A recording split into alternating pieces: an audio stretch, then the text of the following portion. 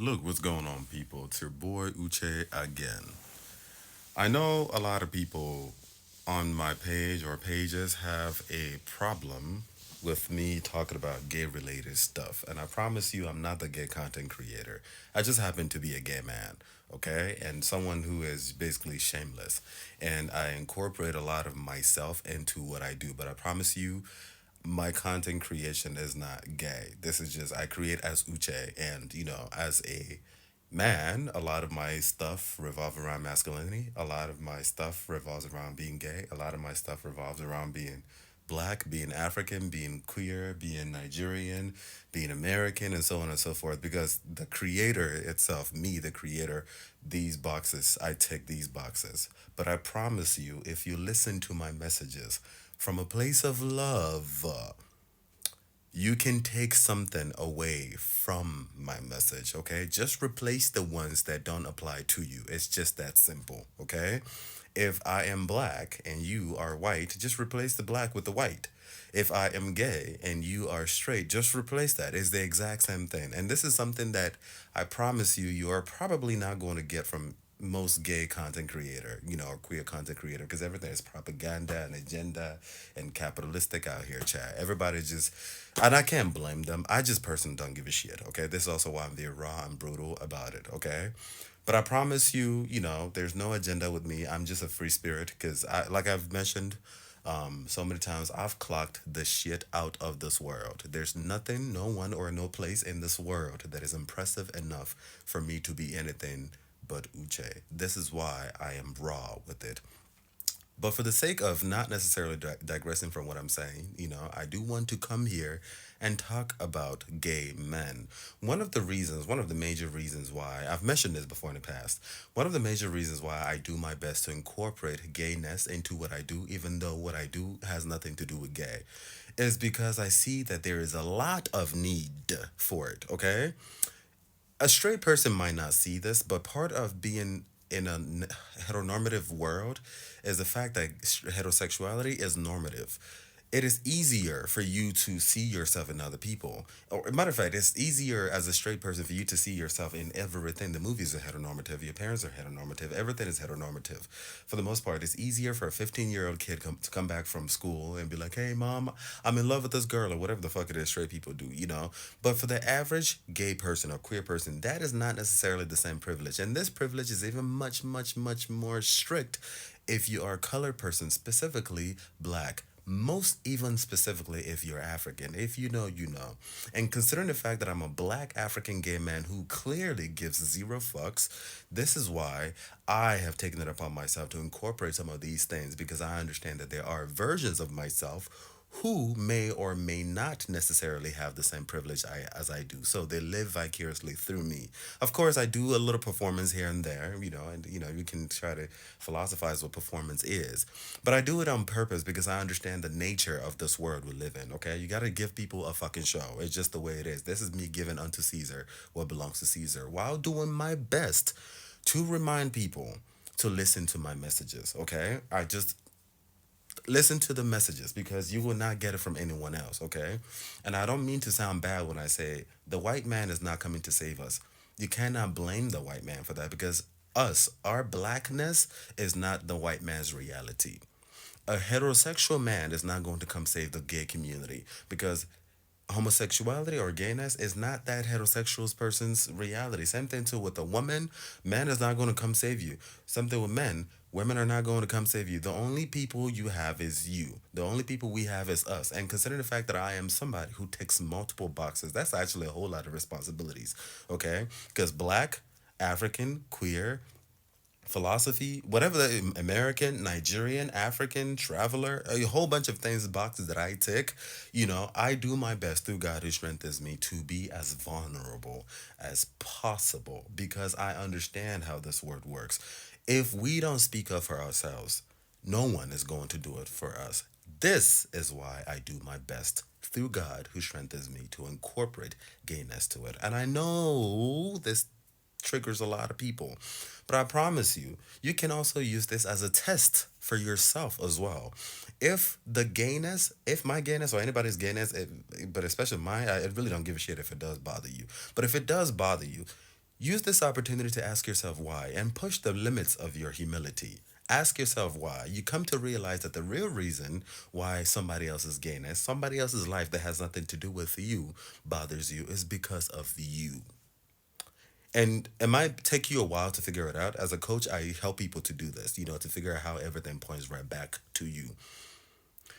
But there's no reason for you to be obsessed about something that has nothing to do with you. If you are a straight person who follow me or a white person who follow me and you don't relate to every single thing that I talk about, don't worry about it. Don't worry about it. You can scroll through the things that don't apply to you, or if they do apply to you, but not necessarily completely, replace the words, replace the scenarios, replace the situations that don't seem applicable to you, and then it will make more sense to you. Okay, if that makes that, I hope that makes sense. But again, think about it. Even including the Africans who drag me on here, okay, a lot of you are straight. But even as an African person who is heterosexual, you have that privilege of heterosexuality, which means heteronormativity protects you, patriarchy protects you. But you don't know what your siblings are going through, your brothers, your brethren, or whoever, people you work with who are in the closet, who are DL, are going through. Put yourself in their shoes. This is emotional intelligence. And this essentially is what Christ would like you to do. Okay? Now, like I mentioned, the reason why I do my best to incorporate gay topics in my philosophy and everything like that is because no one is speaking up. No one is speaking up for people like us. The only people who are responsible to fix us is us. And I know a lot of people might not necessarily look at it from this perspective, but you have to understand that as a straight person, you are privileged because you are part of a normative system. But I promise you, even as a straight person, doesn't matter if you're white, black, African, and everything in between, you have family members who are queer, who are silently suffering. There's so much, I don't even want to say the word because I know this algorithm doesn't like it, but there's so much self perpetuated pain within this illusory LGBTQ community. And I have my reasons as to why I say it's illusory. That's a whole nother conversation. But there's a lot of pain. And I've seen this. And maybe it is because of my energy, because of my authenticity, because of my genuineness that people reach out to me and people share with me these things. Things that I know that they might not even have the audacity to share with their own family members. And I think that's quite unfortunate. You, as a straight person, you don't see that. Some of your church members are suffering silently. Some of your brothers and sisters, it could even be your mother, your father, who is silently in the closet or a DL. You have no idea who's going to speak up for them. Let's talk about sexual knowledge or sexual hygiene, for example. I think sex education is extremely important for everybody, including straight people. It's unfortunate that there is no intentional, there's not enough, rather, intentional education on the beauty of sex, or at least the entirety of sex. Because what you what I kind of see as like sort of like a division. Okay, like you have the West who puts sex on a pedestal because sex sells, it drives capitalism, and then you have people in the East like Africans who kind of demonize sex and like they think of it as taboo. And both of these polarities create problems. But there needs to be an intentional, entire education as to what sex entails. So people are well educated. Sex is a beautiful thing, but it could also cause more harm than good if not done intentionally. And that needs to be educated properly. And that is something that lack of connection or knowledge, even within the heteronormative space, has created problems. Imagine what it does to a queer person. There's a lot of gay men, especially young gay men, who don't know what the fuck they're doing. They don't even know what gayness is, okay? And this shit goes very, very deep. They don't even know what that is. They have no idea anything about, protecting themselves against STDs, sexual hygienes, how to, prepare yourself for sex. What does that even entail? Like sometimes when I hear people's stories, I try not to laugh, because, I appreciate people being vulnerable. And at the same time, too, I do empathize and I understand their journey. But a lot of times, some of us who are older, the reason why we know what we know now is because of the trial and errors that we have gone through and embarrassed the shit out of ourselves. And it can be, sometimes I laugh at it, I'd laugh at my own self, but I also know that it could be better. It doesn't necessarily have to be like that. If we came from loving families, loving societies, school systems that are intentional in teaching people emotional intelligence, teaching people hygiene, interpersonal relationships, and things like that, a lot of these embarrassing moments could be mitigated. And this is why I do my best to educate on these things. Like, for example, let's say gay, for example. Gay content is basically whitewashed. Okay, I'm just going to be honest. If you whether it's in the p word, I'm not going to say the word, Chad. If you look it up on Google, white Caucasian is the normative. Hollywood, anything gay is white. Everything gay is white. A lot of people of color, especially black people, most especially black African people, we don't get to see ourselves presented in a positive limelight when it comes to homosexuality whatsoever. But those urges are still there. Those feelings are still there because you can deny it all you want, but it's still there. And when you don't have anyone who is helping you educate you, point you in the right direction, what the fuck do you do with that? And it could just create a mess. Something that is so beautiful that has been given to you as part of the gift of the entire package of yourself becomes your own detriment because you live in a world that is just so obsessed with hypocrisy, religious hypocrisy, malarkey bullshit, and all kinds of nonsense.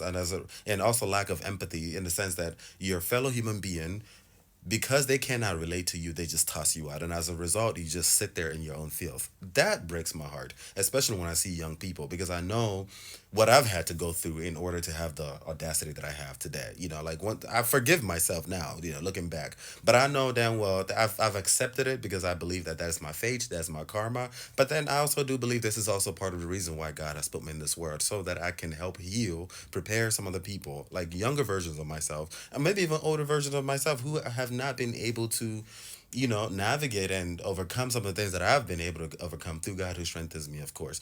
This is one of the reasons why I do my best to incorporate sexuality, specifically homosexuality in what I do. Because there's a lot of young people, a lot of young black men, especially from Africa, most especially from Nigeria, even Igbo speaking ones who don't have anyone at all. A lot of people have all kinds of ridiculous ass friendships. A lot of people have friends and all kinds of nonsense. But a lot of your friends don't even know about your sexuality, and this is so common. When you're going through boy problems, who the fuck do you call? You don't talk to your pastor; they will chastise you. You don't talk to your parents; they probably will kick you out. You don't talk to your silly ass friends; they probably ghost you. They'll probably discriminate against you and things like that. You don't talk to your coworkers about that; they'll probably become a hostile work environment. When your heart is being broken by another man, who are you going to talk about? There's a whole thing about keto here in Nigeria or in Africa, where people are being blackmailed and kidnapped and unalived even, or threatened to be unalived. When you become a victim of something like that, who the fuck do you talk to? You can't go back and talk to your mom. Oh, mom, I just got kidnapped, or I got whatever because I was looking for a man. You might even get into hot water, deeper shit as a result of that. Who do you talk to? The pain just bottles up inside.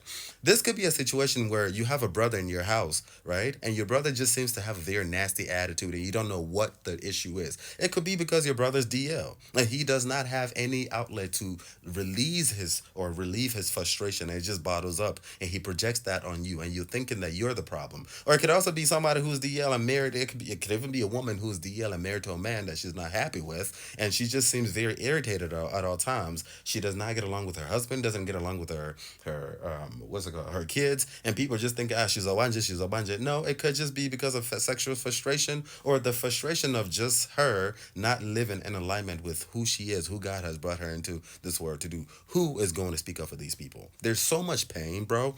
There is so much pain in this world. Where does the pain go?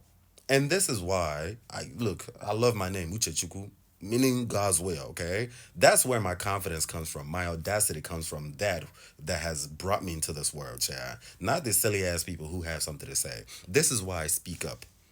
And I do appreciate the people who appreciate my work, especially more so the non queer people who appreciate my work. Some of them tolerate my queer stuff, and I do my best through God who strengthens me to make sure that all of my content is not as queer. It's not queer.